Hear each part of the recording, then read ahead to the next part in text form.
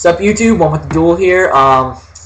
If you watched pt2 CV2's tips for the younger generation of Yu-Gi-Oh! Part 1, if you read the description, then you're watching this video. It's Part 2. It's going to be, like he said, about basics of preparing for entering a tournament, or if you're entering a tournament already. Just stuff that the younger people, the newer people to Yu-Gi-Oh! Should know in order to be properly prepared.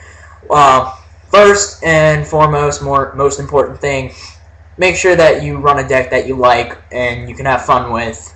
And I mean, if it's effective, yay. If not, then I suggest finding another deck that's effective and fun, because losing isn't always fun. But yeah, win or lose, the game should be fun anyway. You got to keep up with the ban list and everything, which is another important thing. Otherwise, you can't really play in tournament anyway. For instance, the Dragoonity Knight Vajrayana, I'm not going to call it by its less formal name. You can't enter if you don't have the actual cards that you need. There's this thing called proxying for the new people who probably may or may not know what that is. It's basically faking you have a card. And you can't do that in tournament. You need the actual card. So, obviously, I'm not running this, whatever deck this runs, which is Dragoonities, in tournament, but until I get the cards I need, that's the only cards I'm missing. Which goes back to the decks that you like. I'm running Dragoonities, which dragons have been a favorite of mine for a while.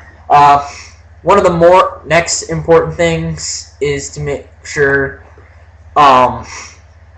going back to the cards you like,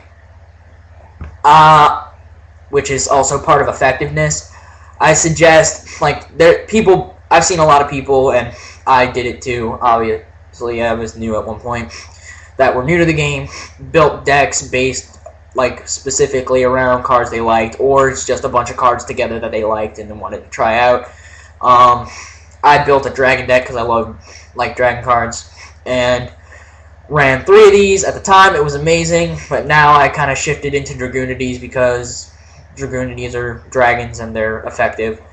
And Darkness Metal is still good in here, but only at 1, so I only run 1. It's like my favorite card in the game, but yeah. Always go for what's best for your deck, and regardless of whether you like a card or not, I mean, it's okay to kind of throw it in there as long as you can make it work well, which that probably sounds kind of like a pro thing to say, for lack of a better word, but try to go for what's best for your entire deck rather than just for what you think is kind of cool. And it's like, hey, I'm running this because I just want to run it. That's like saying you're running a Blue Eyes in Gladiator Beast. No point. Another thing, when I started the game, along with a couple of friends of mine that started the game, side decks were not very popular. Because, it's to a point to where, if I can't win with the deck I'm running already, then why the point? I advise always having a side deck, 15 cards, at the most, maximum. But anyway, side decks are incredibly helpful because there are certain matchups that you can't really place certain cards in your deck for it beforehand, because then it's like you're specifically trying to counter that one deck rather than going for a purpose of the deck that could be so much more effective, such as Effect Veiler, which is pretty good at stopping everything pretty much that's on your monsters, at least.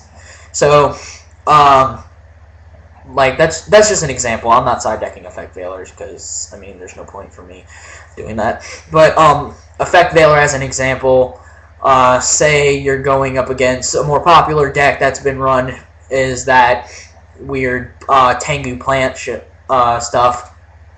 And Trishula is like every other turn. Once Trishula gets hit, it won't be as bad, but Trishula will still hurt. So will some of the other massive synchros that are in there. So Effect Veiler will be pretty good.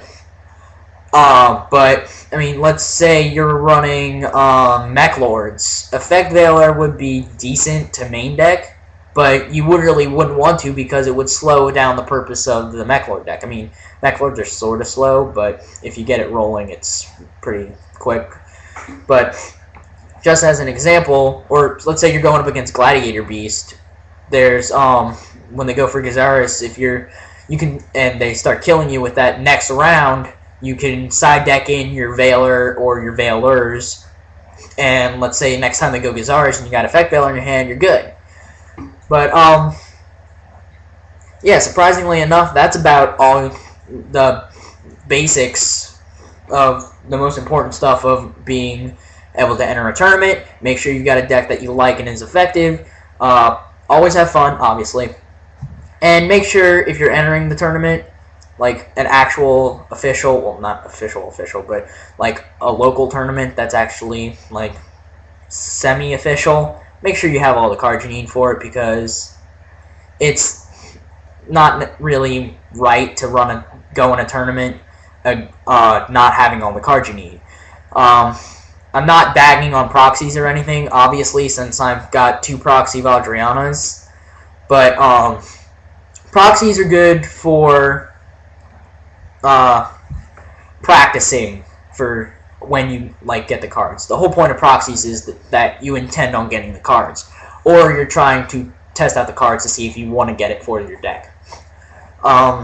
But yeah, that's about all I have to say on that. Thanks for watching. Part 3 should be up soon. It'll be me or EDT1CV2 that are going to be posting it, or both of us perhaps, who knows. But that'll probably be a video that'll be up within the next 2-3 days, or depending on circumstances, maybe longer. But comment, rate, subscribe, and thanks for watching.